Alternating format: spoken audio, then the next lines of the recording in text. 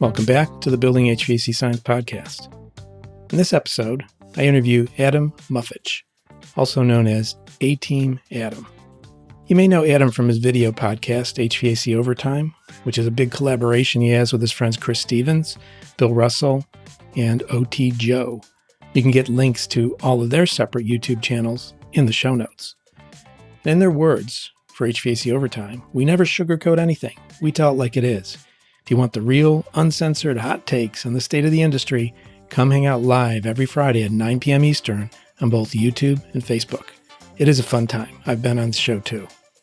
In this episode, Adam describes his personal journey in the trades, where it has gotten him, and where he's headed. I have some links to a very interesting blog post that Adam wrote recently on the Dunning-Kruger effect in HVAC. These are in the show notes, these links, and he's also one of the hosts of the new Cooler Heads podcast. And you can check out the YouTube channel of the celebrity guest that sometimes comes on HVAC OverTime, Big Clive, who has almost 1 million viewers and over 2,000 videos. Again, there's a bunch of links in the show notes about the topics we talk about, including Nate Adams' books, HVAC 2.0, Gil Cavy's HVAC Uncensored. Okay, let's get into it and hear the discussion I have with A-Team Adam on being humble, persistent, and curious in the trades. Happy today to have my friend. I mess up the simple words. Happy to have my friend, Adam Mufich, chatting with us here today. How are you, Adam? Pretty good. How are you doing? I'm not doing too bad. It's the end of a week, and I get to travel next week to the Educators Conference. I will see you there. That's what I thought. That's pretty cool. Yeah. Tell us just a little bit about what you do right now and why you're going to the Educators Conference. Are you an educator in some sense? I think that, and actually I saw a post on this just recently. Was it Ty? I don't remember. But basically, everyone is an educator in one way or another. I've run and owned my own residential HVAC company for the past 10 years. And it's always been a struggle to try to teach guys coming into the trade and bring them up to where they need to be. And honestly, in the past several years, I've just been doing every last thing I possibly can to just advance my knowledge and skill set in every way possible. So that's one of the reasons why you're going to this conference. Yep. We can talk about the conference too, but let's talk about some of the other things you've done, like leading up in these 10 years. Like it amounts to committing your time. Is that right? Yeah. So previous to me owning my own company, I worked for my dad. It was actually a little bit bigger than my company right now, residential HVAC company. He ended up selling it. I worked for the new owner for a very short period of time. I was working 50, 60 hours a week for my dad. And then the new people took over and they stopped advertising. They changed the whole business model. And I ended up working 6 to 8 hours a week. So I had the opportunity to bid on a large furnace replacement job for a big apartment community. And I bid it way too low, but I got it. And I took the job and then I quit and started my own company. That was the beginning of it. You took a real dive into dark water there. Yeah, it was a knee-jerk reaction thing. But they were surprised that I put in my notice. And I just told them, I'm like, look, I have a family and I was making more money at 15, 16 years old working at McDonald's than I am right now, working 8 hours a week. And you were talking about going from 50 to 60 hours a week to 6 to 8. It's not like the area you live in depopulated and there wasn't a demand for work. Where are you working now? Where are you from? I grew up on the south side of Chicago. My dad and my mom separated and they got a divorce when I was young. My dad moved out to the western suburbs because of work, one of the companies that he worked for. And then he stayed out here, opened his own company up. Well, I was commuting while I was working for my dad, traveling about an hour or so each way every morning. And then when I started having a family, I was looking to move closer to work just because that's ridiculous. If you start adding up all the hours over a year, you know, how much you're spending in a truck. I landed out here and I'm in the western suburbs, about a half hour west of Chicago. That 1 hour each way in Chicago traffic, that's like what, 3 or 4 blocks? It was like 20 some miles. It was like around the city to get down to the south side. But now I'm in a real nice location where I'm in easy access of any highway. So it's it's centralized. So you also do some work in social media too. You want to talk about that? A little bit, yeah. Myself and a few other guys, just as like a fun hobby, we have a YouTube show and we've been posting it up as podcasts as well too, HVAC OverTime. And it's just kind of a fun place to gather and just talk tech, joke around. We really don't take ourselves seriously, but there's a lot of times where we have really good information on it. We've had amazing guests. You name anyone you could think of in the industry, we've probably had on or is on our short list to come on in the near future. Cool. How long you been doing that? I think we're about 4 months away from being 4 years in. So 3.5 years or so. Yeah. When does it come on? Or it's also live, right? Yep. It's live.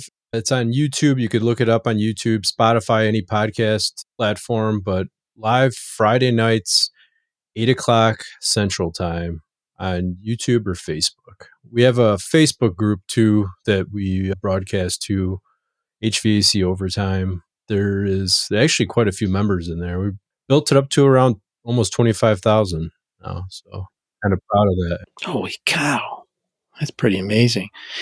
Who are the other members in the group? Pretty consistent, static, or you change out? Early on, we had a few different member changes, but we have Joe. There's a guy from Canada. He works on some pretty intense residential systems and that. Big hydronic guy. And then we have Bill, also known as the Curious HVAC Guy. He works on a lot of restaurant, refrigeration, some hot side equipment, the restaurant industry. And then Chris Stevens from HVACR Videos, which I don't think he needs an introduction. Maybe he does. Who knows? We could be like at the fringes of HVAC with Bill's podcast here. So that's very cool. Did you ever think you'd have 25,000 listeners, viewers, subscribers? I'm not sure if they all listen or view or whatnot, but no, it's been like a growing thing. And I didn't really think anyone was paying attention. And then going to these conferences and out and about, random people would walk up to me and introduce themselves and be like, "Hey, Adam, how's it going?" That was cool. But then like when people that I idolize and look up to started doing that to me, I'm like, wow, this is pretty cool. I've never met them before, but they know me. It's awesome. What are some of the conferences you hang out to? And I imagine that's part of your knowledge journey, but talk about some of the things you've done there. This year, I'm actually going to, I'll leave that till the end. I usually go to AHR. I went to the symposium, which is like a training conference. I'm going to the ESCO HVAC Excellence Conference. Actually, Sunday I'm leaving. And then I am planning on going to the ACA conference coming up here next month. Yeah, April in New Orleans. Yeah. Yep. That's actually pretty cool development that we have. It started off, I was going down there and a friend of mine from the Energy Conservatory, Chris Hughes, we decided, hey, let's get together. And I said, why don't we go to my brother's new house and play around, test it out. We'll run a blower door, do a duct tightness test, just run the gambit on the house. And he's like, yeah, cool. Dustin Cole from Cole Heating and Air Conditioning, he was going to come too. And we were like, let's make a video on this. And then Chris had the idea to, why don't we try to make this into a standard 310 video where we are actually looking at the process of running standard 310 on a new construction home. So I ended up talking to Ed Janowak from ACCA, and he's going to come. And then I also called Jim Bergman from MeasureQuick. He's coming, and he's going to do the MeasureQuick workflow on it. And then Wes Davis from ACA is also going to show up. We're putting a lot of effort into this video, and it should be a pretty decent training piece. And for the listeners that aren't familiar with ACA Standard 310, that's also, it's a joint ANSI, ACA, ResNet standard altogether. Do you want to just give a quick overview on that? So just like a really 1,000-foot overview, it's basically like you design a house based on the load of the house and what you would need. And then you do a design review process where you say, okay, we're making sure that whatever is designed is actually installed. Is this set up? And then you go through the refrigerant cycle, airflow and everything and commission the system. is everything functioning the way it was designed to function and installed the way it was designed to function? So it's in a nutshell. Yeah, I have some extra knowledge on that because I also do the Res Talk podcast. So I've been talking about that with Wes Davis. And I think Janowek's been on for years. And it actually, the whole HERS or home energy rating system, the HERS score is like a golf score. The lower, the better, because it's against a reference house from 2006. So you actually get like negative points. You take your score down if you do a better HVAC install process. And it's 5 steps. And I think it's something actually Jim Bergman, I remember he was involved way back when they were conceptualizing this, and he helped to make sure that that non-invasive system test was part of it. Do you do any of that work now, or is it just something that's like lit up your imagination? Do you do any of those processes or steps now? So I don't run the standard 310. And honestly, I'm still trying to figure out, like, we're going through all of the red tape in that to try to figure out who is able to run it, who is able to process it. Because I think there's some tax credits and rebates and everything like that. It helps lower your HERS score. So it's got to be done by a HERS rater, and then it goes into the software, the rating software. There is one part where a contractor's got to be called in if you're weighing in the charge, because HERS rater probably isn't EPA 608.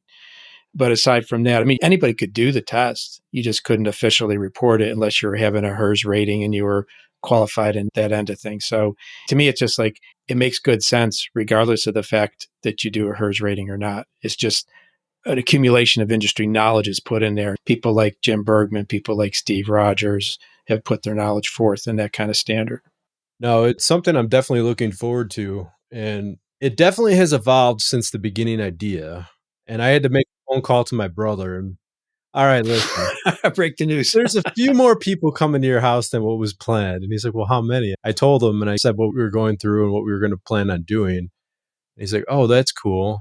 And I started telling him like who's coming in that. And he doesn't follow anybody. So he didn't really realize. And I'm like, I think you should Google who's coming to your house. I don't know if there's ever been anybody that has had the type of group in one house with this amount of knowledge focusing on one house. I'm like, this is an incredible experience. That's intense. Congratulations. That's a really cool thing to do. So one of the reasons why we're talking here today is because you recently did a blog post on HVAC School, the Dunning-Kruger effect in HVAC. You put it all out there. You absolutely did. Big congratulations for doing that. That takes special spirit and personality to do that. Explain to the listeners a little bit about what Dunning-Kruger is, the Dunning-Kruger effect, and how that resonated with you. So there is 2 sides of it. Basically, the first side is in any field, you're not very experienced and you don't have very much knowledge, but you don't realize how much knowledge in that field that you don't have. So you're very overconfident in what you know. And then as you learn, all of a sudden you realize how much you don't know.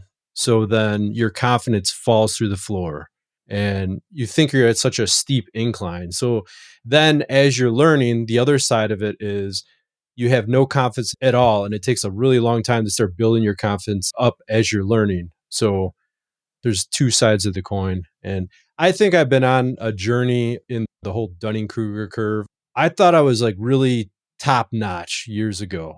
10 years ago, I thought I was the best of the best. And I idled for a while. I don't think I made a lot of progress. I always cared about my work and I always wanted to provide the best service possible. But in the last 5 years, I've been pushing and pushing harder and harder to just gain. I've been in the chase of knowledge and it really put me in my place. And every week that goes by, I'm like, man, there's so much to learn. And the more I learn, the more I'm, in a sense, a little depressed, the state of the HVAC industry, because it's like, wow, everything is so messed up. It's incredible. So when you thought you were top notch, what made you think that? Just because I compared myself to my peers, the people I worked with on a day-to-day in the company, and then our immediate competition locally. And maybe I was the best in a very small pool, but this is a huge pool and there's a lot more fish out there. Yeah. And you're going for like the nationals now. Yeah. That's the dream. You said in the blog post, which I'll put a link in the show notes if anybody wants to hear it, but it's hvacrschool.com. Actually, it's Dunning-Kruger in HVAC with dashes, and that's DUNNING dash KRUGER dash in dash HVAC if you want to go right to that URL. But that was explained to you by somebody named Big Clive. Tell us how you got to know Big Clive and who he is. Myself and the other guys in HVAC OverTime, I honestly don't even remember how we started talking to Big Clive, but he's a YouTuber and he's actually pretty popular. He's approaching 1 million subscribers on YouTube. But somehow, I don't know if he was just in the chat while we were doing a live stream or what, but we somehow started talking to him and we asked him to come on the show. And he's like, yeah, that's awesome. So we became friends with him. And he's been on multiple times. After our show and before the show, we'll just sit there and talk tech with him. And he shows us electronics and different heating and air conditioning components in the UK. He lives in the Isle of Man. It's pretty fascinating. Whenever I have like an electronics question or anything like that, I just send a message to Clive and he has the answer like that. But he's the one who introduced me to Dunning-Kruger, and he just told me the definition. And as I was learning, it resonated. You know what I'm trying to say with me.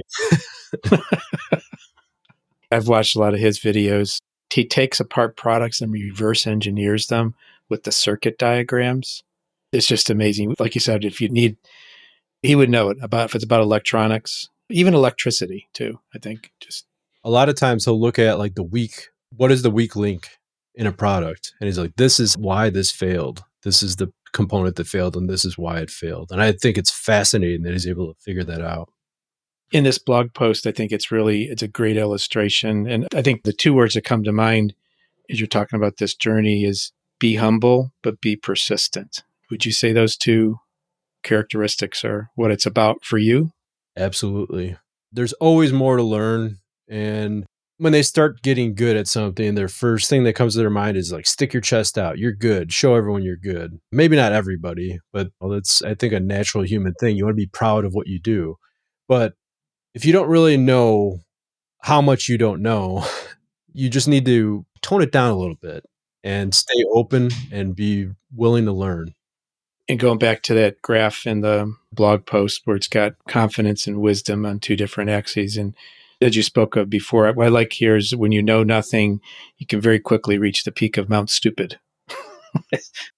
And then you dropping down into the valley of despair. And at that point, if you don't have this persistence or the willpower to continue, you may never make it back up the slope of enlightenment.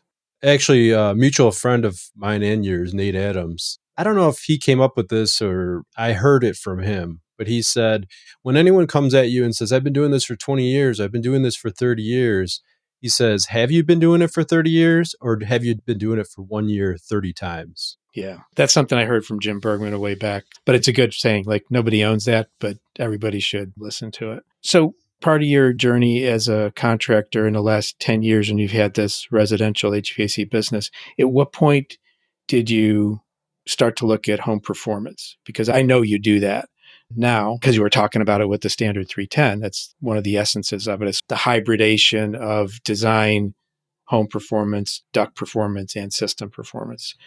What was your journey to get into that in the last 10 years? So I was listening to an HVAC Uncensored podcast, which is Gil Cavey, and Nate Adams, who we just talked about a moment ago. He has an organization called HVAC 2.0. And he was talking about home performance and that on the podcast. And it really got me thinking. And I signed up for a trial membership in that. And I bought his book and I read his entire book in one sitting. It just was like an eye-opening thing to me. I'm like, holy cow, this is intense. And I started learning and I told Nate, I'm like, I'm going to buy a blower door. He's like, well, don't buy a blower door. Try to borrow one. See if this is something you like. I'm like, no, I'm buying one. So I just immediately like, boom, spend whatever it is, $4,000 or whatever. At True Tech Tools, mind you. Yeah. Using what offer code? Yeah. You can say it. Yep. HVACOT. Yep. There you go. Anyway, that's how I dove into it. And I've just been learning more and more along the way. I was participating a lot in HVAC 2.0 for quite some time, which is kind of like a home diagnosis / selling process to try to make everyone happy along the way, the contractors and the homeowners. Since that time, I've developed a relationship with the Energy Conservatory, which is Steve Rogers, Bill Graber, and Chris Hughes. And I've been out to their training in Minnesota, and Steve and Chris have been generous enough with their time to do a private training with the four of us from HVAC OverTime once every couple weeks, an hour and a half, just talking straight building performance, pressures, neutral pressure plane. A lot of this stuff blew my mind, and I did not even know existed. And the more I learned, the more I'm like, wow, this is incredible. I sort of watched that happen with Chris Hughes, because I think he's been with maybe a year and a half now. But that original process of his mind slowly being blown. If anyone's going to blow anyone's mind out there, Steve's the guy to do it. He's incredible. Yeah, he is. He came out of industrial design and pressure measurement with Emerson, I think, with one of their divisions, big divisions. Same with Bill Graber, his business partner there. They just have a great way of relating. I think with Chris's help now, especially relating these scientific topics to things you can actually use to do better work. Yep. I had no clue, basically, how much building performance can tie into heating and air conditioning and the effects that a bad shell or a good shell can have on your system and your indoor air quality, your indoor air environment, if you will. Besides being a autodidact, which is a term I learned from Brian Orr, which is a self-taught individual, because that's what you do a lot of, or at least you seek out places to learn. You're not in any kind of program except Adam's school. Besides all that, what do you do elsewise? That's about it. I mean, I'm always trying to read. Recently, I've been diving into quite a few technical books, which all my friends laugh at me. We went on a vacation that was paid for by Amana and my local distributor that I buy through. And we went to the Dominican Republic. And I don't drink anymore. And actually, I told you this. The last beer I had was when we had you on our show. And that was a Guinness. And in the spirit of St. Patrick's Day today. We're recording today, right? Yeah. But anyways, so previous to this, I'd be laying on the beach taking down beers and cocktails and that. But I was reading Manual J, Manual D, cover to cover, Manual H. I think it was a total 5 books in 5 days on the beach, like serious technical books. And my wife was laughing at me. She's like, "You're on vacation. Why are you doing this?" I'm like, I don't know. It's fascinating. And you alluded to this already, but one of the subtopics that the article was the surrounding yourself with the right people. And that is something that I've heard through my career over and over again. It's take however you measure it, the average of the 5 people you spend the most time with. And that's going to be something that influences your life. So how do you manage to get around the right people? Well, let's say first, how do you identify? And then how do you manage to get around them? I think I'm super lucky. And I don't know necessarily if everyone would be able to put themselves in my situation. And I think a lot of it has to do with our show. We've had these people on our show, and then I've just developed relationships with them where I could either email them, call them, whatever. And these are some of the top minds in the industry, in my opinion, as far as residential goes. So just being able to converse back and forth and bounce things off of these people are huge. But I've never had that prior to being a part of the HVAC OverTime show, which I think I'm in a lucky situation. Prior to this, I would always probably somebody I'd want to ask a question to would be a technical guy from a supply house or whatever, but their knowledge is very limited for the most part. Now I'm talking to people that work for ACA or Alex Meany, who used to be for Right standards or Divine Products. Yeah. Yeah. These guys are like the top of the top, the best of the best. It's where you want to be. And I was talking with Kevin Hart from Haven the other day. I interviewed him for my podcast just a few days ago. And we were talking about one of the characteristics that seems to be flowing right now is a spirit of generosity amongst people that are being generous with their information, their knowledge, and their time. But I think in turn, you are doing the same thing. So you're, I don't know, call it pay it forward or whatever, but you're doing the same thing and more of it's coming to you because you've been generous with others. So make a pressure equation. Talk to Steve about a pressure equation. When you are more generous, does it create a vacuum? And then move the neutral pressure plane up so that more generosity comes your way. Go figure that out. That's awesome. I like that. That'll be your next blog post. Yeah. It's funny because now there's like random people that will message me on Facebook and ask me technical questions. And I ask myself, I'm like, am I qualified to answer these questions? I don't know, but I try to help them out the best I can. There was actually a younger guy, I think he was in his early 20s, that he's trying to design a system and size a system for his house in Ohio. He's like, can you help me out with this? Yeah, whatever. So Was that Aiden? Maybe it was. Would have to look at his name. It's been a month or 2 months now, so I would have to double check. Because he was asking me the same question. Someone named Aiden was asking me the same question. It was for his dad's house. Oh, okay.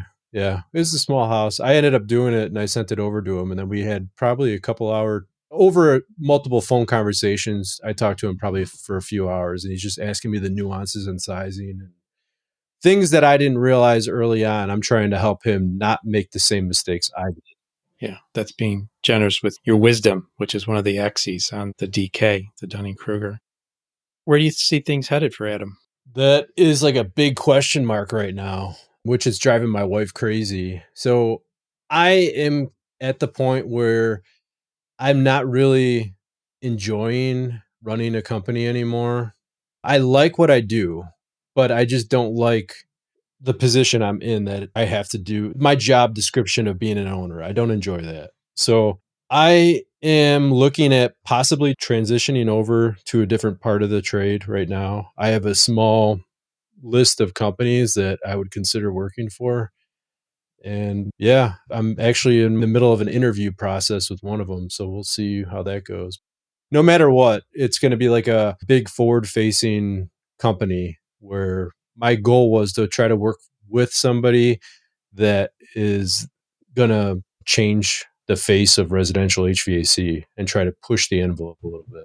And if somebody just listens to that clip, they might say, oh, he's not being humble. But you are, because you are going to channel things that you don't know and things you do know to do that.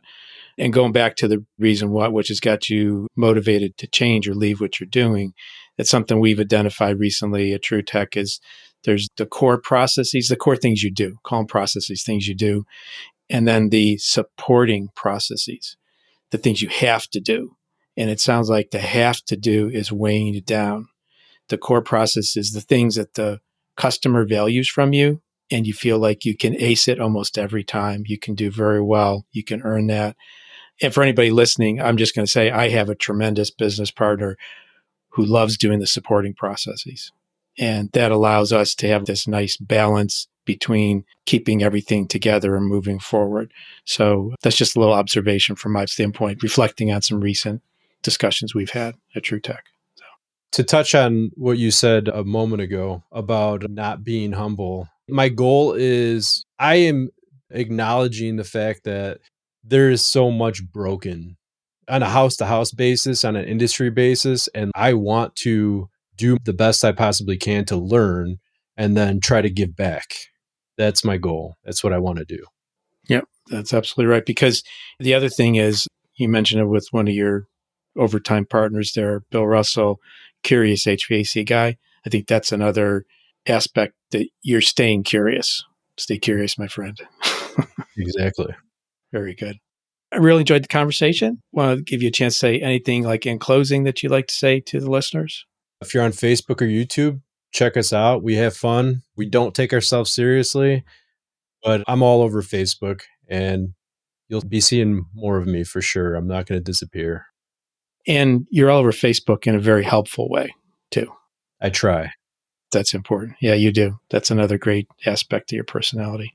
Thank you. Thank you, Adam, for joining us here on Building HVAC Science. Us, who is just me, the us, but now it's you and me, so it's the two of us. All right. Have a good evening, good weekend, and thank you for coming on. Take care. Thank you.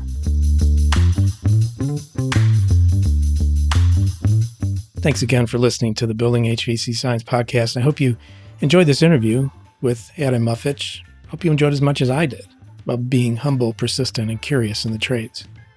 There's other great trade-related resources and influences out there, including HVACR School, of course, HVAC Shop Talk, Stephen Reardon, HVAC Reefer Guy, Tool Pros, Service Business Mastery, Quality HVAC, HVAC OverTime, as we mentioned in this episode, HVACR Videos, which we also mentioned, HomeDiagnosis.tv, AC Service Tech, that's Mr. Craig Migliaccio, and all the fine work done by the team at MeasureQuick, which comes from the great mind of Jim Bergman. I also host the Res Talk podcast. You can search that up in any typical podcast app or online. If you want to keep up with things that I find interesting, follow True Tech Tools on Facebook, or follow Building HVAC Science on Facebook, or even follow me. We didn't talk too much this episode about my home, Spohn Home, SPOHNHOME.com. You might find that interesting too. As always, thank you for listening and following us on Building HVAC Science. If you're not subscribed, please consider doing so. We really want to thank you for your listenership, and really appreciate the feedback we get all the time, and you can provide that feedback to bill@truetechtools.com. Thanks again, and have a wonderful day.